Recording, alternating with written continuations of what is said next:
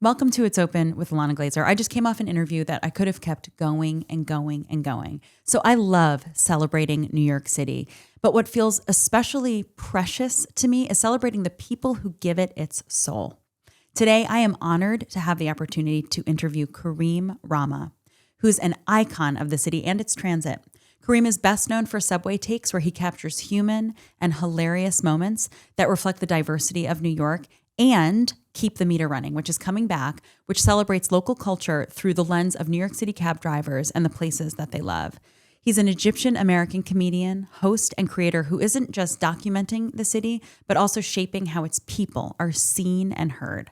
Please join me in welcoming the one and only Kareem Rahma.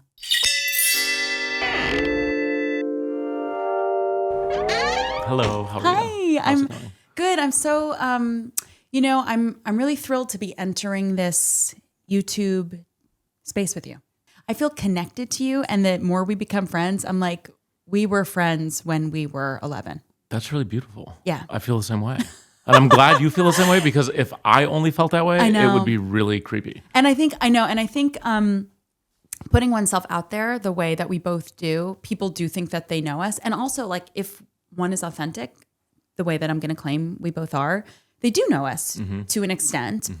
But in just talking about like doing subway takes and I don't know, the what it takes to break through, like following your nose for what is true and real, you can always count on. Mm-hmm. Yeah. I mean, I always talk about how like cliches are cliches because they're true. Mm. And so like going with your gut is something that you hear all the time. Be yourself is something you hear all the time. And people are like, And I'm like, no, people use that cliche because it is the absolute truth. Right. It's awesome to be able to get to be myself for all these people. And obviously it comes with a lot of challenges, and you find yourself being, you're looking in a mirror and you're like, do I like the person that I see? And the mirror is unfortunately a phone. And it's like, do I like the person that I see on these videos or do I not? And so it's kind of a gut check. Because I've watched videos of myself and I'm like, I don't like what I said. Yep. And not because it wasn't funny, but because like maybe it was like too rough or too mean or too unkind or something like that. You know what I mean? And so it's always like a work in progress of a feedback loop. What you're illustrating here, though, is taking the time to reflect, which doesn't always happen. I think a lot of people don't even just take the time to reflect on like what they're putting out there and relating it back to their like private true selves. It's just so cool to hear you say that, because it's hard to watch yourself too. Because sometimes I'm like, really it's hard. Out there and I'm done. It's really hard to watch yourself. And that is probably the worst part of the gig, in my opinion. Which is why for Subway Takes, I felt so thrilled to see me edited in a way where I was like, that's exactly what I meant. Yeah, I mean, we try. We try to do that. Like, there's zero gotcha in it. That's you know right. what I mean? And it's That's hard sometimes, if it's like a difficult subject, to like really hone in on what the person's trying to say. Because at the same time, also, it's really weird to see the comments sometimes because they're so serious. And I think sometimes people forget that it's a comedy show. And also people are like, oh, he didn't agree with that person. And I'm like, I literally, most of the time, don't care if like we should get rid of balloons. Yeah. It's not that, like, balloons to me, I don't think about balloons. Right. But I have an option to 100% agree or 100% disagree. Right. And I choose the one that I think is going to have a better conversation and dialogue. And I think, the 100% agree and 100% disagree, the reason that those are the only percents is to highlight the kind of American discourse at the moment where there is no gray area. People either disagree or agree with each other. And it's to show the absurdity of that. Like, it's a joke. Right. You know what I mean? My response is a joke. Right. And it is the disconnect. And sometimes like I want to explain to every person watching the show, this is a joke. But it's like I'm getting more comfortable with letting the work just be what it is. And hopefully the people that get it, and the people that don't get it, maybe somebody tells them, how to get it. Right. And then the people that just don't like it won't like it. And that's okay with me. Right. Because like I'm even thinking about the suit. It's not a joke, but it's a costume. Yeah. Right. And it's gotten more professional though. Okay, copy that. But I am going to work when I put it on. Right. Yeah. Like truly. And it also is setting a context. It is a professional context and you are performing a version of yourself as a character. And fun fact, sunglasses on as a way to essentially preserve some of myself for moments like this. Yeah. Where like I'm really just purely Kareem at the moment. Right. And if I'm in a movie, I'm doing a different guy. But when I have the sunglasses on, it's Subway Takes. Right. And this is like a version of Kareem that, you know, is meant for conversation, rapid, funny conversation. Yeah. Like I call it the most sophisticated show about the stupidest subjects. That's what I try. That's what I'm trying to do in every episode. It's like we're having a sophisticated conversation about something so fucking stupid. Can I cuss on here? Probably. Yeah. And it's open.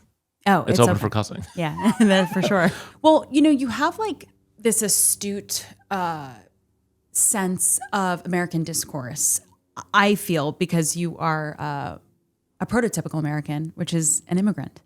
You came here at 7 years old, and you were born in Cairo, Egypt, which is like just so fucking cool. Mm-hmm. Is it? Yeah. Yes. It's pretty cool. Like I like grew up on Long Island, and I came to New York City, and like anywhere outside, like I think of, you know what I mean? Like it's just my I'm a provincial New Yorker. I'm just like, that is so fucking cool. Mm-hmm. Do you remember it? Like your early childhood? My dad moved to the States in 1969. And this was a time where we were landing on the moon, and there was not a lot of immigration as we see it today. Like it was kind of niche. It was a niche vibe. And where did he go in America? He went to Minnesota. He spent 1 week in New York and was like, no. Nope, I'm out. Because he wanted the America that he saw in the movies. Yeah. Which was the Great Wide Open. And so he came here in 1969, lived a life, went back to Cairo, met my mom in like 1985. Oh, wow. And they had me. I think they came back. I was inseminated? No, not inseminated. I was conceived. I was conceptualized. Yeah. I was conceptualized and then conceived. I was conceptualized and conceived in Minnesota. Wow. And then they went back and had me there in Cairo. Wow. Oh. Right. I'm a naturalized citizen, which I never, ever, ever thought of the difference of being like an American-born citizen and a naturalized citizen. But like I'm the same as like a person who came here at 17 and was naturalized. Yeah. Do you know what I mean? But it's like, it's never been, I've always been like, I'm an American citizen. It's fine. But now in the rhetoric of Trump and the party, it's like there's a difference. Yes. Like a U.S. born citizen versus naturalized citizen. And for the first time in my life, I'm like, oh, my passport is a little less valuable than a real American passport. Yeah. But so for the first several years of my life, because my brother was born there and my sister too in Cairo. So we were back and forth. We were ping-ponging between Minnesota and Egypt. Essentially, everyone every time we had a baby, it was born in Egypt. And then we'd stay for 6 months, 9 months, a year, and spend summers there. And so my life was, it was both places. And I have a couple of really distinct memories of growing up in Egypt. And I have a couple of really distinct memories of growing up in Minnesota. And it's really cool to be able to like draw on both. Yeah. Like I have like this like climbing on rooftops, like stealing guava from my neighbor's tree in Egypt and getting, in trouble for that. And then I also have like my first time like going in the snow with my sister and wearing like a full snowsuit. And that is so beautiful. Yeah. Until eventually we stopped going every summer because it was too expensive to schlep 5 bodies over. 100%. So that is, and that's when we moved into our permanent home. And that we lived in like a nice suburban environment. Before that, we were living in triplexes, apartments, kind of like trying to make it. And my dad, I think, cobbled together enough money to buy us a house. It was the worst house on the block, but it was in a nice neighborhood. Was there an Arab community in Minnesota for you? Like that is, I see such a prominent Arab community and Muslim community in Minnesota. Did you find that? Or was this part of the assimilation to not assimilate with that group? No, we were involved. There was the Egyptian American Society of Minnesota. There was like probably 1,500 to 2,000 families across the state, which is not a lot, but also not like nobody. Yeah. So we did have Egyptian friends and they would come over for Thanksgiving and it was like really fun. Wow. I personally like never made friends. I just never met someone that really felt like a friend. until college. And that's really when I found, so I went all through high school and middle school and elementary school without any real Egyptian or Arab friends. And then Wow. in college, I found my people. And, something we were laughing about recently was the similarity between Semites, which, people don't, I guess people who aren't Jewish or aren't Arab don't realize that we are Semitic people. I mean, we're seeing throughout history and certainly right now with Israel and Palestine, the pitting against each other to serve some higher level leaders or something, people who are holding a minority of control, but we're so similar. I mean, look at our, I mean, I have my hair slicked back today, but I want to talk to you about your hair care. But before that, what's your response? About the hair care? No, I'm just kidding. That's going to be a whole thing. So yeah, I need to know. I mean, it's funny because like I grew up watching Seinfeld and was just like, oh yeah, I get it. Yep. It's like it's a very Jewish show. Yep. But when I was watching, I was like, I get these jokes, haha. Like it felt the same. Yep. And I think there is like this DNA in both Jews and Muslims, and I wouldn't even say Muslims, I'd say Arabs in general. Like the Arab sense of humor, and the Arab kind of like way of living is so similar to the Jewish way of living. Right. And you step into that Jewish household or that Arab household, and it has that similar warmth, that similar temperature. Eat. I'm not hungry. Eat. Yeah. I'm sorry about your dad's like early passing. I will say, in terms of like young men, I shouldn't encourage their fathers to die, but having a father pass away, it's just like you're gonna die soon. Yeah. Even if you're 21. Yeah, right. And I think that like it's that fire. Seeing your own mortality as a man at a young age, I guess it could go one of two ways. It could like make you tough and hard, or it could make you really soft and vulnerable. I feel like that's what it made me more motherly.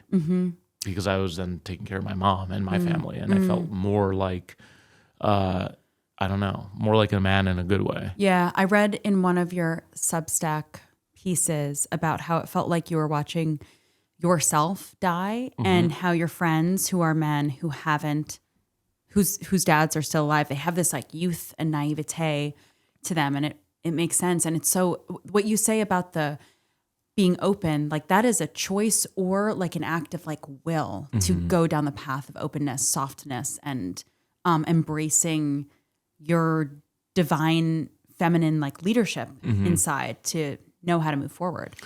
I think most young men don't think about death, and that's why there's a lot of problems. It's like it's just not top of mind. But when you see your dad die, you go, "Oh, I'm not invisible." Yeah. And actions have consequences. Yeah. And you're going to die too. And it's weird. It's like a leveling up of consciousness at an early age. But embracing death is a way to embrace your humanity, which I feel is so connected to your work. Like, it's just so clear that you wanted to connect to people. Yeah, I think it's the most important thing.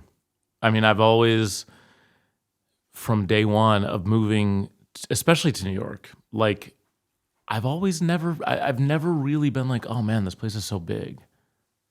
I've always had the opposite. Like, I feel like it's so small.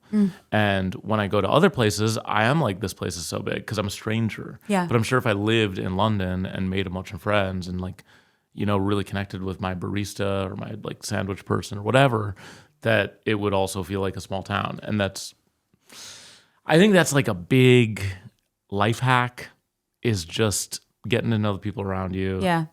Like laughing, having a good laugh. And I think that is an Egyptian thing. Like, or like something I saw in Cairo is like my dad was friends with the mekwegi. The mekwegi is a word for a guy that irons your clothes.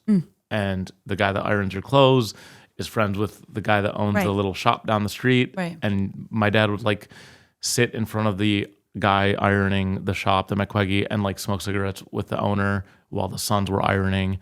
And I just was like, oh, my dad's like friends with these people that he only sees them once a year.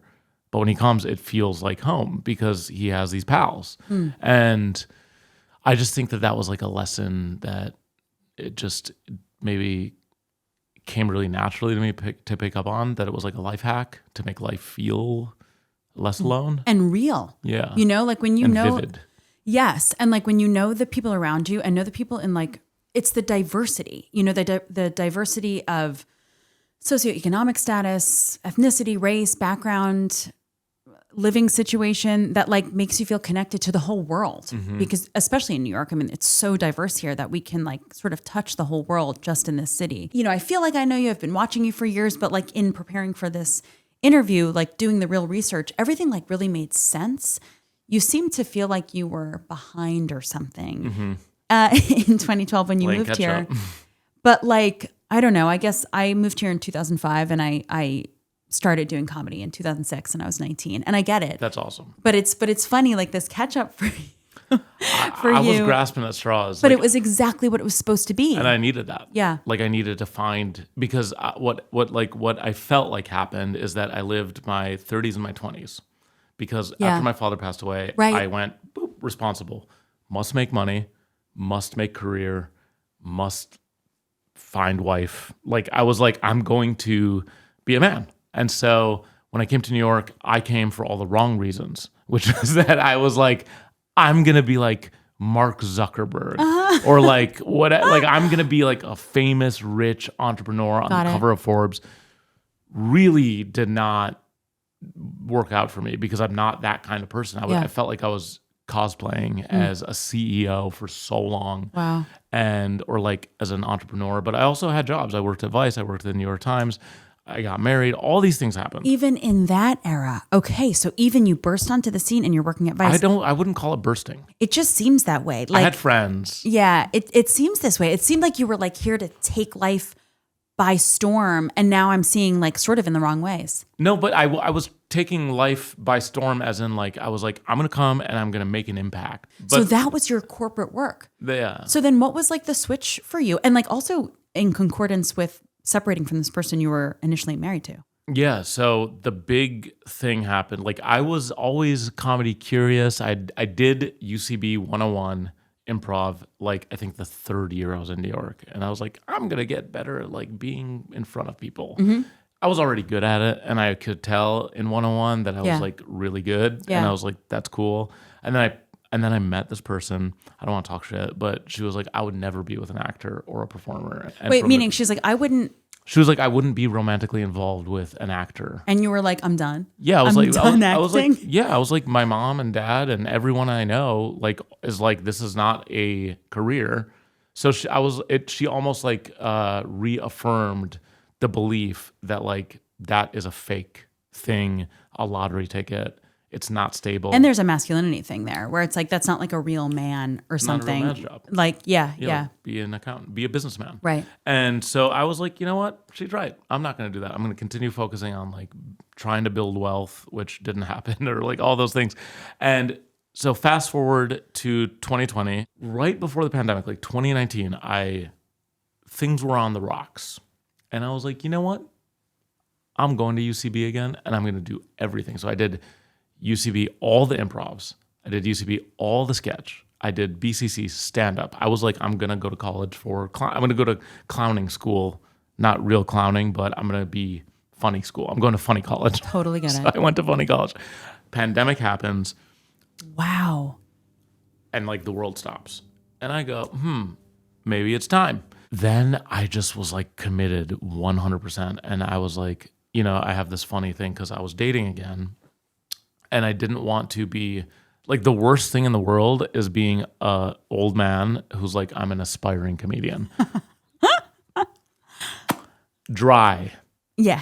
Date dry girls. Yeah. No one's attracted to I feel that 30-year-old divorced. I'm getting it. I'm getting a picture. I'm getting into comedy. Yeah, Kareem, I'm painting the pictures. The paint is flooding in now. Yeah. Copy that. Okay. And so I was like, I'm a comedian. I'm successful. I'm a comedian. I see now. And I was just like, I really, through a series of fortunate luck, hard work, determination, failing, getting up again, failing, getting up again. Finally, it worked. And so my first big break was my friend Nicholas Heller. Yeah. DMs me and he's like, hey, I think you're really funny. Shout out to New York Nico. Shout out. Big shout out. He is so good. He's amazing. And he's so good for the city. Good. He is so good. And so Nico DMs me. He goes, I think you're really funny. I've always wanted to make a film. Do you know how to write? And I go, as a matter of fact, I just graduated from UCB Sketch, so I know how to write scripts. Hell yeah. I know how to write scripts. I know how to write funny scripts. Hell yeah. He gives me the premise. Ask any of my friends that were there. To me, that was Martin Scorsese calling me and saying, I want you to write a movie for me. I took it so seriously. I watched like 11 movies in a row, fucking banged out a script in 72 hours, sent it to him. He was like, wow, that was fast. I was like, bro, I'm a serious man. I'm a serious comedian. Wow. This is my job. Yeah. Here's your script. And we ended up making that movie. It got into Tribeca.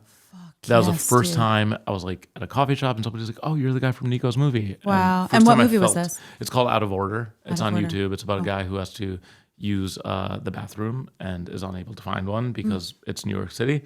He's on his way to a big date. And I won't tell you how it ends, but I do have to take my pants off. And I take a shit in the Washington Square Park fountain. Copy that. But that was my first big break where I was like, maybe I am a genius. Maybe I'm a fucking genius. I'm going to do it really quick. And then I did Keep the Meter Running, which was my first press, Vanity Fair is like, this is the best show on TikTok. So Keep the Meter Running is you jumping in a cab and asking the cab driver where they want to go. Take me to your favorite place and keep the meter running. And keep the meter running. And, the episode with Zoran was so exciting because I couldn't believe he did this hunger strike with this cab driver, Mohamedou, to work through the, medallion crisis. The medallion crisis. I can't even believe how Mohamedou says 12 of my friends died by suicide because of the medallions going up from $200,000 you'd have to owe as a cab driver to $750,000. To over $1 million. I did 20 episodes and it was like I learned so much. And that show came out of the same driving force of like, I was driving over the Williams River Bridge in a taxi. Yeah. This is how it came about. And I was having a horrible night. Like I think I was going through another breakup at the time. And I was like talking to this cabbie and he was so helpful and insightful and they kind of become therapists every once in a while. 100%. And when he dropped me off, I was like, I wouldn't mind like chilling for a bit if you want to. And he was like, I would, but I'll have to keep the meter running. And that's, I walked out of that cab, I wrote down, keep the meter running, show where I hang out with cabbies. And then 4 years later, I think, is when we actually did it. Wow. But I used to talk incredible. to cab drivers so much. And then the Lyft and Uber changed that dynamic. It's a little bit different. And then the horrible, the unaffordability and everybody being so tired and stuff. It's just kind of different. But man, that used to be like a portal to learn about people and talk about yourself. Yeah, you can just learn a lot about the city that you're in. And that is why I love doing it in New York. So we're bringing it back. First season is in New York because you can travel the whole world without leaving the city. That's right. And truly feel like you are in China or Pakistan or Uganda or Somalia or Russia, wherever it is you want to go. There is a version of that in New York City because it's about the people. Yeah, and dude. So now, hell yes. Yeah, I'm also so for it to go away and then come back even stronger is so exciting. We're seeing that with horrible things, but to see that with a good human centric project is so exciting. I'm lucky. So when's it coming back and how can we watch it? It'll be back in May. It took a hiatus because I wanted to that show was really hard to make alone. And I spent at least $20,000 to $30,000 paying for it of my own money because it's you're paying for I am paying for the actual meter, and sometimes it's $800. Wow! I'm also paying my employees or people that are working for me that day. I'm paying for the edit. I'm paying for the food that we do or in the activities. It was so expensive, which is where Subway Takes was born. I was like, how do I do this but not as expensive? Copy that. I can only do one episode a day, and it costs me $4,000, $2,000, $3,000. How do I do more episodes of something for the same price? Yeah. And so that's where Subway Takes was born. And then, I was like, I need to be on TV. That's the next, because I went short film, keep the meter running, feature film or something now available on Mubi, Subway Takes. And I was like, I just need to be on TV. How do I figure this out? TV is very confused at the moment. Oh my God, is it confused? It's like a lost boy. You're like, go. Like, you need to find yourself. And also, like, take a stand, you know, like you know who you are. Just reach inside. It has been so. I like telling TV to reach inside. Reach inside. Look and inward for a second. Like, you know what you used to be. It has been so upsetting to watch TV just sort of like melt away into nothingness to try to appease the government. Thank God for YouTube. I'm really like proud of millennials. I'm proud to be a millennial. And it's like, I get served like on my search engine scroll of news. I don't know what they're hearing about my pride, but they're trying to cut me down. Where they're like, you know, Gen Z is lazy, millennials are this, and the narrative just keeps disempowering young people. And now we're not that young. That's what they've always done. Always, and it's so dehumanizing. It is like our society should be out. We should be living in a civilization that is focused on and organized around supporting children and adolescents. Yesterday, I shot Subway Takes. Everyone that is working for me is 24. And not because they're more affordable, but because I like their ideas. Yes. I let them book. I let them like pick people. I honestly, really good example, Rosalia, someone I was not familiar with at all. Oh my God, that episode, I was like, but I didn't know. I don't know who she is. I'd heard of her. She is power. She is a goddess. But I send it to the team and I go, what do you guys think? They're like, dude, are you dumb? You're like, no, I'm just You have to book old. Rosalia. And I go, okay. Okay. Yeah. And it was one of my favorite episodes I've ever done. And it was so incredible also because like you're not like geeking in a good way. I don't know who she is. Right. Yeah. But that's how I feel about Isn't she incredible though once you met her? Dude, Dripping. An angel. Dripping. No, she has this, Genius. she had aura. She's aura maxing. Yeah. She's genius. fully aura maxing. I totally agree about Gen Z and supporting them and Gen Alpha. I'm like, I'm excited for you guys. And I want to follow the fucking youth. Guess what? That keeps us fucking young. I went out and did stand-up last night, and the first show was more like millennials, but the second show was like LOL Gen Z. I was like, what up, my youths? I was like, literally like, y'all are so young. And I was laughing to them because I like sort of, it was obviously a young person who asked me to do their show, and I was like, email this person and like maybe it'll come together. And it did. But then when I was like looking on my Google Calendar, I was like, what the fuck is this show? Who is this? What time was it? It was 9. And also when I heard that it was 9, I was like, ew. You're like, I want the 7 o'clock slot. 100. Yeah. I do shows that are 4 p.m. And like other millennials are like, thank God, bitch. So I'm like, I don't know. And I told the audience, I was like, I didn't know how the heck I showed up here. But as a New Yorker, please keep doing this. Yeah. Shuffle me to places that I don't know who or why, but I trust you. I really, I guess it's like a fear of oneself to downplay and disempower the youth. You're afraid of your own limitations, your own mortality, as we were talking about before.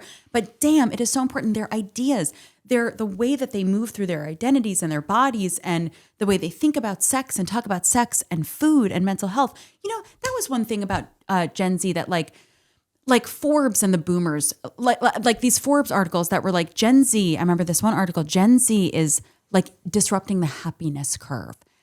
Generations getting happier and happier. Yeah, because Gen Z actually sees what the fuck is going on and the profit structure that we're all enslaved to, and they don't want to do it anymore. And they should opt out. Right. And they are opting out. And Gen Z being lazy because they want to take mental health days. I'm like, you want a fucking crazy sick person working for you? Or like being more entrepreneurial. They're like, they don't want to work for the man. I'm like, good for them. They shouldn't work for the fucking man. Right. You. They don't want to pay taxes. Good. Yeah. Why would they want to pay taxes? They're not seeing any return on investment on social programs. On anything. Which are all being gutted. Yeah. And I just look back at like when I was young and I'd be like, God, these fucking old people are so annoying. They're so disconnected. They're just so dumb and out of touch. I remember that. I'm not going to be that. Right. Me neither. I'm going to be the cool guy. Me too. That's like really cool. I love hanging out with Kareem. He's like, he supports me. Like, yep, 100. He supports my vision. He helps. But I'm similarly proud to be a millennial parent. And we are both parents of young children. And I think that millennials are just doing it so damn good because a lot of us have had therapy or at least know about therapy or at least don't shit on therapy if we don't have access or can't get to therapy. How are you enjoying fatherhood? I mean, my kid has become the love of my life. Like I'm so in love with her. 100. I think I'm more in love with her than anyone I've ever been in love with. You know? And Totally. It's like the first time in my life that like if I'm going on a trip, I'm making it as short as possible. 100. I want to come home. 100. It's just weird. 100. I go on tour for 2 days at a time and I come home. I can't. By the third day, I'm like, why am I alive? People are always like, why aren't you staying in LA longer? I'm like, well, I have a job. It's this day, and I'm leaving immediately after the job because I want to be around my kid. Yep. Okay. Can we talk hair care? Yeah. So in my research, you bursting onto the scene in 2012, but I did not realize it was only so recent at 2020 and then 2022. Holy fucking shit, Kareem. But in 2012, your hair's like buzzed, it's shaved. He's like when I came, yeah. Yeah. When I immigrated to New York. Yes. And I'm literally like, who is that? Like, I can't even tell who it is. When did you decide to let your curls come out? Well, in growing up in Minnesota, I just was not, I wouldn't say ashamed, but I was like, I don't like this, And so I get it. When I moved here, I had this like nice fade, very sexy. And I've looked at it and I've been like, damn, should I get that back? But I don't know if it works anymore. It was like partially. The curls are the shit. But it was partially a strategic move because I felt forgettable. I felt like my face was forgettable. So the fade helped people remember you? No, the curly hair did. 100. Yeah. J'agree. So it was a thing where I'm in New York in a teeny tiny little fish. No, 100. Teeny tiny little fish in the world's biggest pond. 100. And I would have to do the thing where I'm like, oh, we've met before. Oh, we've met before. I met you here. And this is not even when I'm trying to be a comedian. This is just like regular life. Business guy. Just regular stuff. And I was like, corporate business guy. Corporate business guy. And I was like, I just want people to like remember me a little bit more, which is so depressing, but also was the truth. And also as Semites, we look like half the city. Yeah. We literally do. Like, it's not like if we don't have this. Yeah, if you're not a forgettable person. We just like literally, it's like ethnically ambiguous, right. like ambiguous age, whatever. Like that makes sense to me. Could be Puerto Ricans, could be Italians, could 100. be Jews, could be Arabs, could be fucking Spaniards. What are you? Yeah, what are you? Ask like just a little bit of this, a little bit of that. Yeah. We are the melting pot. I don't know what the hell I thought I was doing with my hair when I was a kid, and like also got these like sad haircuts at kids' cuts, and they would like blow it out and then cut it, and then I'd leave the children's salon and it was like, what's happening? Like you cut somebody else's hair. It was like, I guess angular. They like made it angular. They like made it a straight cut bob. So then when it got frizzy and curly, it was as though I was like a secretary who worked like all night and I'm like leaving the office. It was like so bad. I mean, it was, I guess I was a little kid. It was fine. But then when I got older and was like also ashamed of my hair, I would straighten it. That wasn't really working. I was like laughing with my brother the other day, like our hair texture was like to straighten it. It was like just straight. There was no movement. For sure. And with specifically Broad City, I would say, starting the web series, like it was like, this is distinguishing Abby and I, like our different hair from each other. And then when we started making similar thing, you want to like stand out, make an identity. And like clarify and distinguish who I am in the context of this project. Mm-hmm. And then when we started the TV show and had like hair and makeup, it was a whole fucking thing.